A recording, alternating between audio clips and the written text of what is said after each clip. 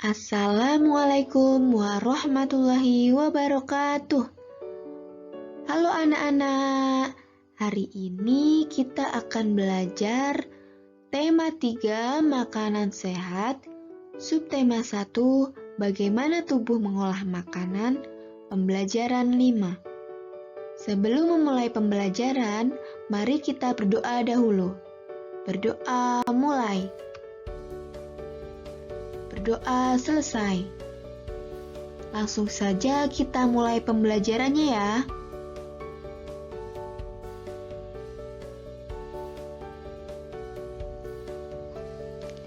Suatu pagi, Dayu mengeluh sakit perut saat ia sedang berbaris dan bersiap masuk ke kelas. Setelah dicari tahu, ternyata Dayu tidak sarapan. Malam sebelumnya, ia juga terlambat makan malam. Akhirnya, sakit mahnya pun kambuh.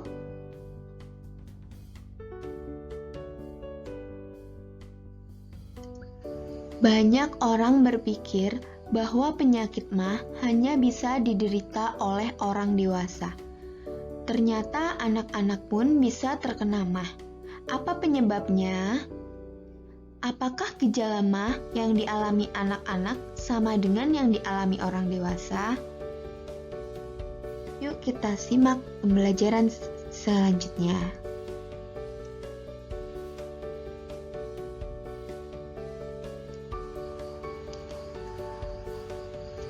Pada anak-anak yang mudah memproduksi gas pada lambungnya, memiliki pantangan makanan. Misalnya, tidak boleh makan pedas dan asam. Mereka harus banyak makan sayur dan buah, serta tidak boleh terlalu banyak makan mie instan. Oleh sebab itu, anak-anak perlu terus diingatkan untuk selalu menjaga apa yang mereka makan.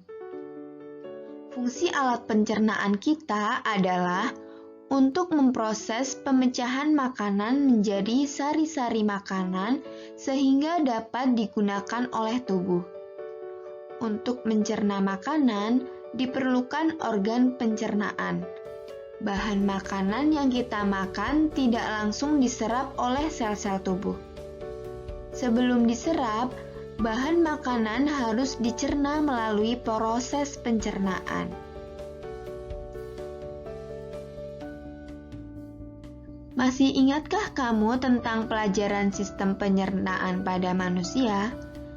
Sistem pencernaan kita terdiri atas berbagai organ yang membantu dalam pencernaan makanan dan asimilasi nutrisi. Jadi, apa itu pencernaan? Pencernaan adalah sebuah proses metabolisme di mana suatu makhluk hidup memproses sebuah zat dalam rangka untuk mengubah secara kimia atau mekanik sesuatu zat menjadi nutrisi. Untuk mengenal lebih baik lagi sistem pencernaan, coba kamu lengkapi diagram berikut ini. Yuk lengkapi diagram berikut. Yang pertama yaitu mulut. Selanjutnya kerongkongan. Ya, kemudian lambung. Selanjutnya usus kecil. Kemudian usus besar. Dan anus. Dari masing-masing organ tersebut mempunyai definisi tersendiri. Mari kita bahas satu persatu. Macam-macam organ pencernaan pada manusia. Yang pertama yaitu mulut. Mulut adalah organ pencernaan yang pertama bertugas dalam proses pencernaan makanan. Berikut organ-organ mulut dan fungsinya. Yang pertama yaitu lidah. Lidah pada sistem pencernaan berfungsi untuk membantu mengunyah dan menelan makanan menuju ke kerongkongan. mengatur posisi makanan agar dapat dikunyah oleh gigi, dan membantu dalam menelan makanan. Kemudian ada gigi. Gigi berfungsi untuk menghaluskan makanan, maka gigi dan lidah berfungsi sebagai pencernaan mekanik dalam mulut. Kemudian ada kelenjar ludah. Kelenjar ludah menghasilkan ludah atau air liur. Ludah berfungsi untuk memudahkan penelan makanan.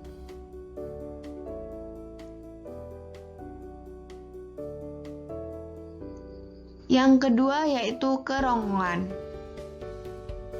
Kerongkongan adalah bagian yang terletak di tenggorokan dekat trachea. Yang ketiga yaitu lambung. Lambung adalah organ berongga atau wadah menyimpan makanan saat sedang dicampur enzim pencernaan. Yang keempat yaitu usus halus. Usus halus adalah tabung berotot sepanjang 22 kaki atau sekitar 8,25 meter. Kemudian yang kelima yaitu usus besar.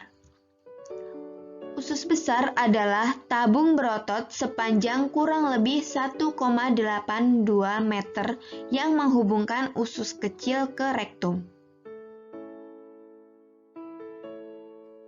Tahukah kamu bahwa panjang saluran pencernaan pada orang dewasa bisa mencapai 30 meter?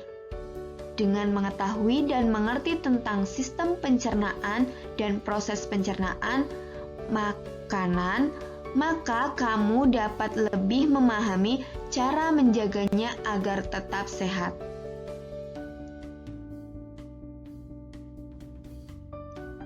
Selanjutnya kita akan belajar tentang iklan. Coba amati iklan berikut ini. Pada iklan berikut, kita dapat mengetahui bahwa kita dihimbau untuk berperilaku hidup bersih dan sehat sebagai gaya hidup.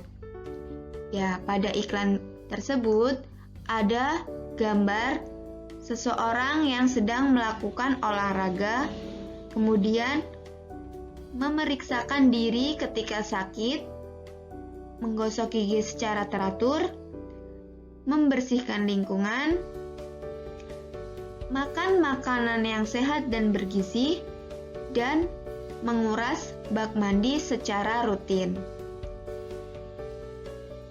Dari iklan tersebut menjelaskan tentang gaya hidup sehat. Organ pencernaan yang sehat juga didukung oleh gaya hidup sehat. Gaya hidup sehat membuat kita menyadari pentingnya kesehatan dan menghindarkan kita dari kebiasaan buruk yang dapat mengganggu kesehatan. Kesimpulan dari iklan tersebut yaitu, yang pertama, iklan tersebut cukup menarik dan tepat sasaran. Yang kedua, iklan tersebut sangat efektif untuk menghimbau masyarakat menerapkan pola hidup bersih. Yang ketiga, untuk membuat iklan, lebih baik menggunakan kata-kata yang menarik dan mudah dipahami seperti iklan tersebut. Selanjutnya, apa fungsi iklan tersebut? Iklan berfungsi sebagai himbauan agar menjadikan pola hidup sehat sebagai gaya hidup.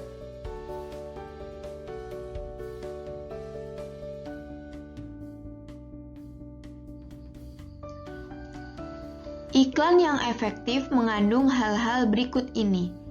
Yang pertama ada attention atau perhatian. Iklan yang baik harus dapat menarik perhatian masyarakat umum. Yang kedua, interest atau minat. Setelah mendapat perhatian, maka harus ditingkatkan menjadi minat sehingga timbul rasa ingin tahu secara rinci dalam diri konsumen. Yang ketiga yaitu desire atau keinginan. Suatu cara untuk menggerakkan keinginan suatu konsumen.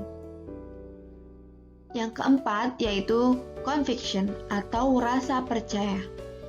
Untuk mendapatkan rasa percaya dalam diri konsumen, maka sebuah iklan harus ditunjang berbagai kegiatan peragaan, seperti pembuktian atau sebuah kata-kata.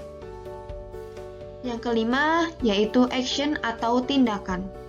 Tindakan merupakan tujuan akhir dari produsen untuk menarik konsumen agar membeli atau menggunakan produk dan jasanya.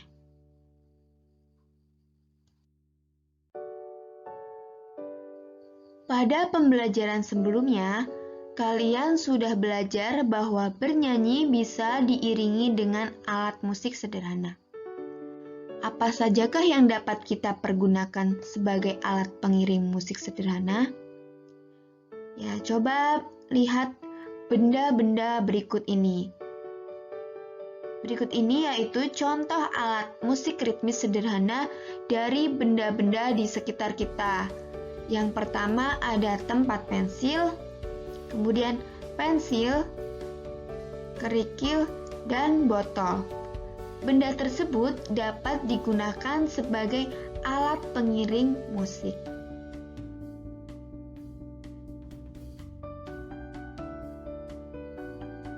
Sekian pembelajaran pada hari ini, semoga bermanfaat.